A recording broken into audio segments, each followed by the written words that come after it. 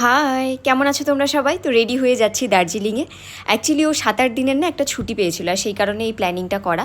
আর এখানে তোমাদের আমি লাগেজগুলো দেখাচ্ছিলাম। একটা ট্রলি হয়েছিল, একটা ব্যাকপ্যাক, একটা ডাফেল, আর আমার কাছে একটা স্লিং ছিল।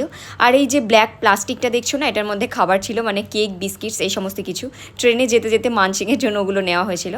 যাওয়ার সময় পোগোকে কেনেলে ড্রপ করে তারপরে আমরা স্টেশনে গেছিলাম। চলে এসেছি স্টেশনে। আমাদের 9:20-তে ট্রেন ছিল, কিন্তু একটু তাড়াতাড়ি পৌঁছে গেছিলাম। সকাল থেকে অঝোরে বৃষ্টি পড়ছিল, মানে যখন আমরা ট্রেনে উঠছি তখনও ঝমঝম করে বৃষ্টি পড়ছে।